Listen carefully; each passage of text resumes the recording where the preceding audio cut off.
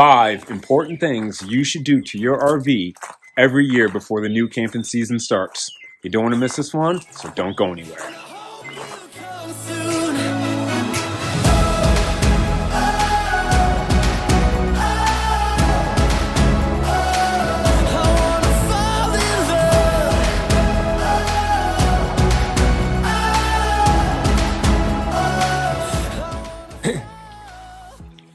Hey guys, welcome back to Why Wait.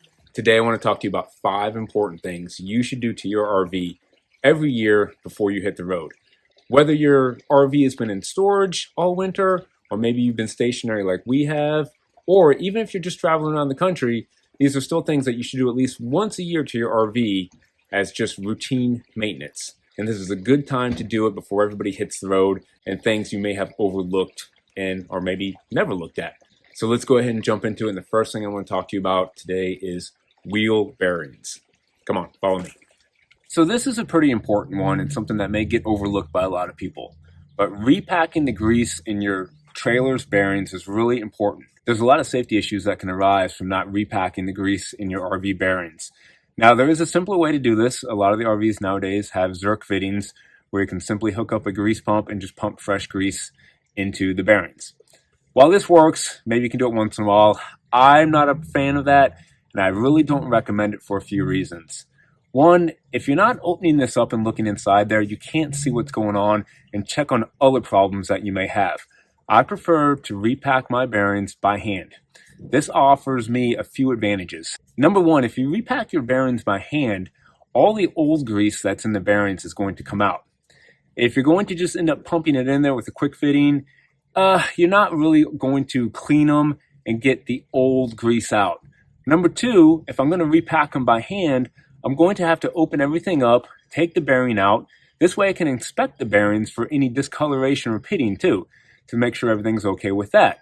While I'm in there, I can also inspect my brakes, make sure everything's working, make sure all the mechanical components of my brakes are working okay. There's a lot of things that can go wrong, and if you're not opening these up and getting inside there and looking at them once a year, you may be missing on some important stuff. One of which is people who do just pump the grease in. A lot of times you end up blowing out the grease seals. Now, I've personally seen this happen a few times. I've done some other people's bearings, and they told me the year before they just took it to a shop, and the shop just kind of used the Zerk fitting, quick pumped the grease in, and when I went in there to repack their bearings, I got inside and they had grease all over their brakes. Well, what happened was too much grease got pumped in there, it popped out the grease seal, and the grease got all over the brakes, which, as we all know, we do not want to get grease on our brakes. Very dangerous thing. So again, I recommend doing this by hand. There's lots of advantages by doing it by hand. It's not too difficult of a process. Now, I'm not going to get into the whole process today, but if you guys know me, I already have a video on it. Put a link to that right up here. But this is usually recommended to get done about once a year or 10,000 miles, whichever comes first. Go back, check out that video. I'll put a link in the video description below so you can find that video as well. Bookmark it for when it's time for you guys to do that. Go through the whole process of repacking the bearings by hand and all the other safety things you need to check while you got that opened up. Not a difficult process. Most people can do it by themselves. You'll save some money and you'll save the headache of having to take it to a shop. And by the way, if this is your first time checking out our channel, we appreciate it. And if you're liking what you see so far, we'd also appreciate it if you hit that like button and subscribe to the channel, because we have lots more videos like this on RV maintenance, DIY projects, RV hacks, RV tips, all kind of things like that. Okay, number 2 on the list. We all should know what this little gizmo is right here, and that's our breakaway cable. Now, we all know how this should work. You attach this somewhere securely in your truck. If your camper was ever to separate from your truck somehow, this is going to pull the pin out of here, thus engaging your trailer brakes. They're going to lock up and stop the trailer. Now, for the most part, there's not too much you have to do to this, but you should inspect it once a year and clean it a little bit. So let's go ahead and talk about that real quick, since we just got done talking about our bearings and RV brakes. Anyways, this is a good thing to do while you are doing those bearings. It's an easy way to check to see if this is working. So the first thing you want to do if you're just going to clean this is you want to go ahead and disconnect your battery or any power going to the RV. This is not something you want to just pull out and leave pulled out for an extended period of time. As soon as you pull this out, it's going to send an electric pulse to your brakes, which triggers a magnet, which then locks up the brakes. And you do not want those brakes to be locked up with a bunch of electricity going through them the whole time. That's not good for anything. So what I usually like to do is disconnect any power from the battery. Then you can go ahead and safely pull this pin out and clean it. And I like to just spray it with a little bit of Shield T9. There's some other electric cleaners that you could spray on it. And I'll put some links to those below as well. Go ahead and spray it. You can spray inside there, let it dry out real good. Use a brush, just clean it up a little bit, put it in, exercise it a few times, and that should be good for the cleaning aspect of it. But again, you don't want to pull this pin out and leave it pulled out for an extended period of time if you are still hooked up to any kind of power. So how do we test this to make sure it's working correctly? Well, I'm going to crawl out from underneath here because it's an awkward position. We'll talk about that real quick. So there's a few different ways you can test to see if your breakaway cable is working properly.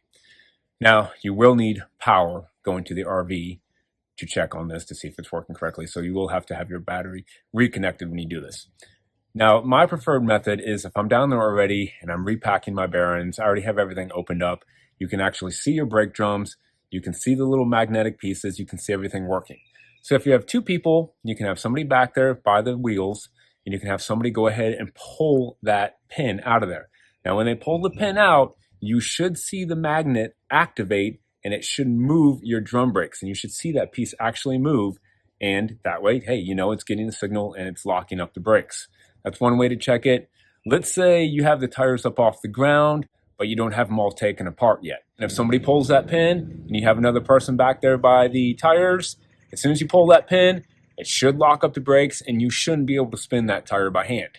And one of the reasons I like doing it this way anyways is because, again, I already have everything opened up. I can see the drum brakes, I can see the springs, I can see the magnets, I can see all the parts and pieces, check to see if everything's working, and it's a great way to go ahead and test your breakaway cable. Again, just real quickly, just pull it out just for a few seconds, make sure it activates, triggers, works, and then put that pin back in. You don't want to leave that pin pulled out for an extended period of time. So another way you can quickly test this is if you have a handheld compass. Go back by your tires, hold it right up by your tires and brakes, have somebody pull the breakaway cable out just for a few seconds, and you're going to see that compass spin. It's not going to point north anymore. It's going to turn toward the magnet. That's a good way to let you know that you have power going to your brakes. One of the last ways you can test this to make sure it's working, I've never done this personally, I don't have one, but there's a device called a clamp meter. And you can actually just put that on these wires coming out of the back end of the breakaway cable right here, and that's going to show as soon as you, again, pull the pin out of here, it's going to show, or it should show, read some amperage going through these wires, 12, 13 amps going through there. That lets you know, again, you have power going to this, but still, I like to personally get eyes on my actual brakes because, hey, you may have power going through this, going that way, but if there's somewhere disconnected along there, you're not going to get power to your brakes and that magnet. It's not my preferred method. I still like to open things up, get some physical eyes on your actual brakes, the pads, the magnets, make sure everything back there is moving and working. Okay, number 3 on the list, 5 things you should do to your RV every year, once a year, basic maintenance, is our water system. Now, what do I do to our water system once a year? Well, once a year, I like to sanitize our freshwater tanks, all the lines inside the camper, as well as our RV hose. Some people like to just go ahead and replace the hose that you have on the ground. That's fine too. But I don't want to spend money on one every year. What I like to do is when I sanitize the whole system, including the freshwater tank, including all my piping inside the camper, I also like to sanitize the hose that is outside that connects from the water stanchion going inside the camper.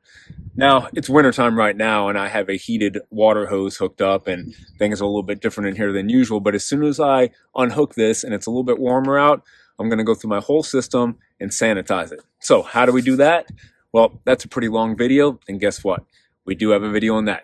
Here it is right up here. Put that one in the video description down below as well. You can check that out when the time comes. We go through the whole process of the mixture to use to sanitize not only just your freshwater holding tank, but to also sanitize all of your hot and cold water lines, as well as your hose outside to make sure it's all clean, keep any mold and mildew from building up in them. This is something we recommend doing once a year. And again, you don't want to do this with your water heater. Always make sure you bypass that, and we get into the video on how to bypass your water heater because you don't want to put any kind of bleach mixture into that. But since we're talking about the water heater, let's jump over there and talk about it for a second. So the water heater is not something that gets sanitized the same way your fresh water tank or your lines do. You don't want to put any kind of bleach mixture into there. But you do want to clean it out, and there are some things that you want to check annually on it. The first thing you want to do after you flush it out and drain all the water out of it is a new anode rod. You guys have probably seen these. This is nothing new for most of you. Again, the basic concept behind an anode rod is it's going to protect your water heater. It's going to eat this up first instead of eating the inside of your water heater. Now, I actually recommend this one right here. It's made by Suburban for the Suburban water heater. It's a magnesium anode rod. And again, in that video link I put up, we get into the whole reason why we use this one versus some other cheap ones and things. And we also talk about the whole process of flushing this out as well as descaling it once a year or once every 2 years. I don't always descale it, but that's the process of using a white vinegar water mixture, letting that soak overnight. And that's just the same way you would descale, say, a coffee maker or something like that. That's an extra way to clean out the inside of this. So it's something we do once a year. We sanitize all the freshwater tanks. We sanitize all the freshwater lines. We get all those cleaned up. And then we come over here, jump over to a water heater, and we either descale it or just flush it out and change out the anode rod. That's something everybody should do. It's kind of an important thing, especially if you drink your water straight out of the tap like we do. We have a pretty good filtration system. So not only do I want your drinking water fresh and clean, I also want my water heater to be clean as well. Let's go ahead and jump on the roof. We're going to talk about number 4 and number 5 up there. Okay, guys, the next two bring us up here to the roof. Excuse the sunglasses, but it's extremely bright up here. Now, I come up here pretty often. I like to just come up here, inspect things periodically, make sure everything looks okay. But there's a few things I only do once a year up here. The first one is resealing. So by resealing, I mean recaulking the roof using a self-leveling lap sealant. I like to use the Alpha Systems 1021. It's recommended by Grand Design. You can use a D-Core. Just make sure that it's a self-leveling lap sealant for the roofs. So you may see me in other videos talk about the ProFlex RV. That's something I use on the sides of the RV. That's not something you want to use on the roof. What you're going to want to come up here and do, and it's not quite necessary on every aspect of the RV, or if you have a new RV, you may get away with not doing this every year, but usually you want to come up here and inspect all of your lap sealant, all the seams, everything around your skylights, around your fans, the front of the camper where the front cap connects to your roof membrane is a very important spot. Go ahead and inspect it, see if everything's cracking, see if it's peeling, see if it's coming apart. If it is, it's time to put some new sealant down. Now, for the most part, you can get away with the first 2 or 3 years at least, usually just putting some new lap sealant, some new self-leveling sealant right on top of the old sealant. But there will come a point, maybe around the 4 or 5 year mark, or just depending if you've been camping in extreme heat conditions, extreme hot desert conditions, that eventually you will have to remove the old self-leveling sealant and put a whole new layer down. So this is extremely important because the roof is your number one defense against the rain and water and all the leaks that will usually eventually happen in almost all RVs. But you want to try to fight it as long as you can, and this is your first step to doing this. So eventually I think I might get into Eternabond tape. This is a pretty controversial subject, but eventually I think I will go the Eternabond tape route, and this means that I won't have to do this project every year anymore. Now, whether you agree with this or not, and I'll probably make a video in a few months about this, that's just another option, and there's other videos already out on the internet if you want to look into doing the whole Eternabond tape thing versus having to put new sealant down all the time.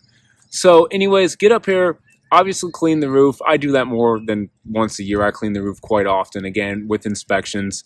But before you do this job, before you do put new sealant down, you do want to make sure everything is cleaned properly. Go ahead, put the new sealant down, inspect everything, and you'll keep leaks at bay for years to come. Okay, number 5 on the list, the last thing. I like to do this once a year, every year. This is a great time of year to do it. Early spring, right before the hot temperatures come, and that is inspect your AC units, clean your AC units, get them all checked out, cleaned up, ready for the season.